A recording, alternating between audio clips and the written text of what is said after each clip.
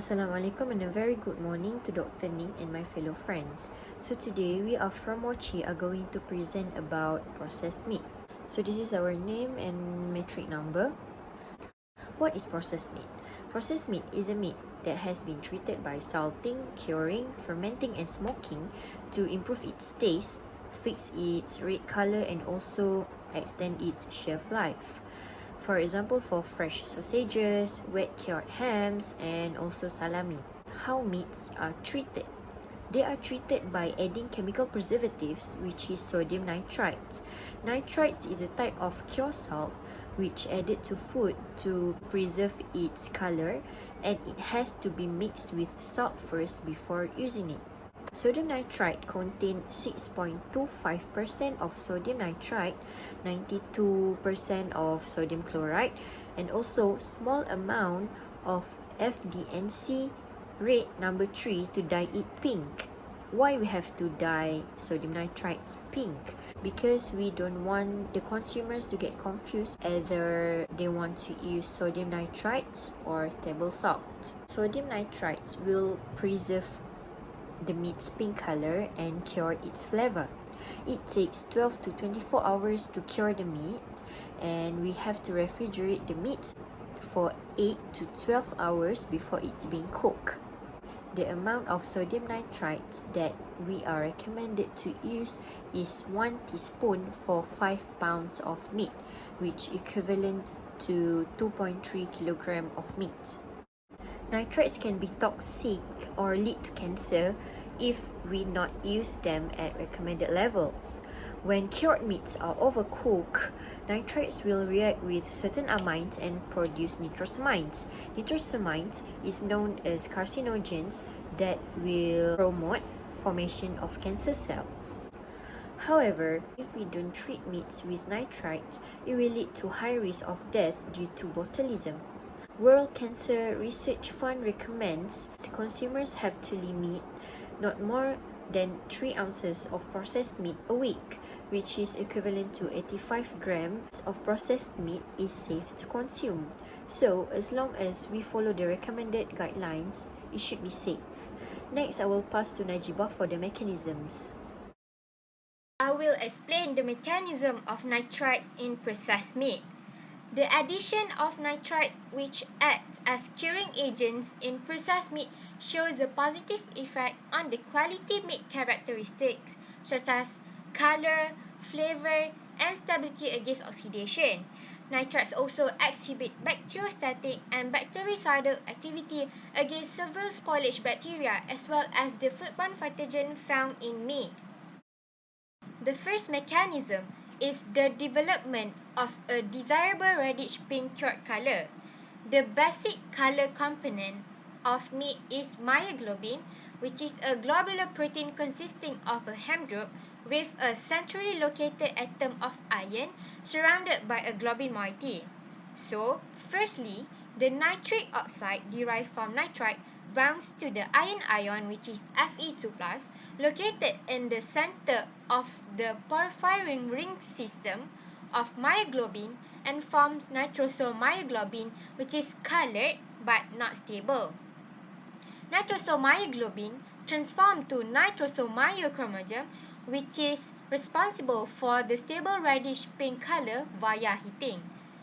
The protein moiety of nitrosyl myoglobin is denatured, but nitrosyl myochromosome is not affected and thus contributes to the color stability.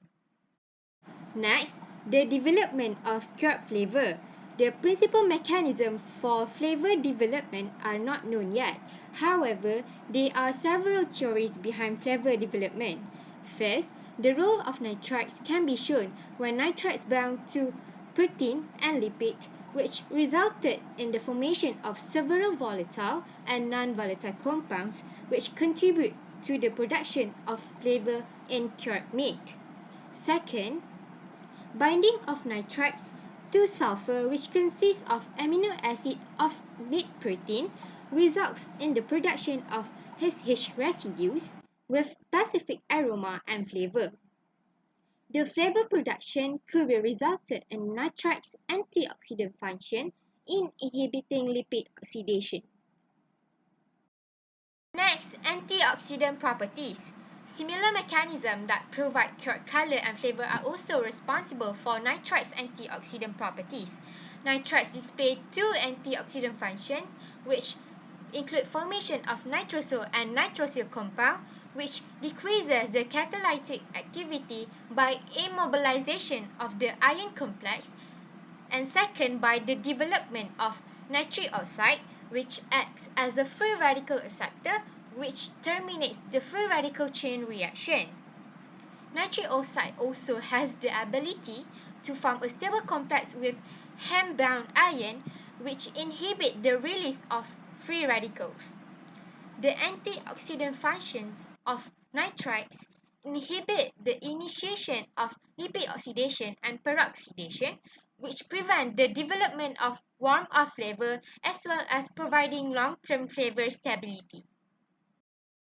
Next, inhibition of the pathogen in nitrite cured meat, specifically in Clostridium botulinum. The antimicrobial actions of nitrite are associated with the generation of nitric oxide or nitrous acid. Nitric oxide inactivates the iron sulfur proteins of Clostridium botulinum vegetative cells. The antimicrobial activity of nitrite in cured meat products is also enhanced from other microbial hurdles such as pH, heat treatment, salt, and water activity. So, I think that's all from me. As we all know, meat and meat products are perishable foods that require preservation techniques in order to extend the shelf life of the food. Addition of sodium nitrites in processed meats helps to inhibit the growth of microorganisms that cause spoilage of the food.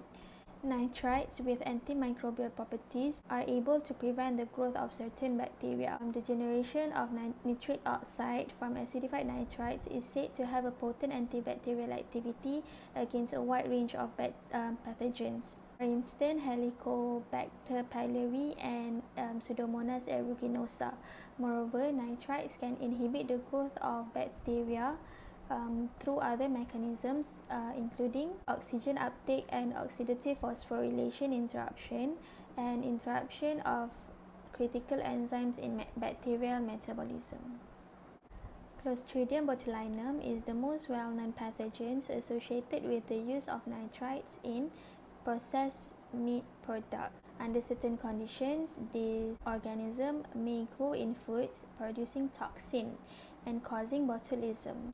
The greater the concentration of sodium nitrites added will have greater inhibition activity towards Clostridium botulinum and other pathogens in meat products. Addition of nitrite will inhibit the vegetative cells emerging from surviving spores and prevent cell division in any vegetative cells. Use of nitrite is also important in the protection from other foodborne pathogens in meat products such as Listeria monocytogenes, Bacillus cereus, and Staphylococcus aureus. Curing of meats can be done by different methods, for example, dry curing and brine curing. To ensure the curing methods are effective, the process needs to be done properly depending on the thickness of the meat and the right temperature of curing. Hence, growth of spoilage bacteria can be prevented. Further processes such as smoking and dehydration will aid in extending the shelf life of the meat products.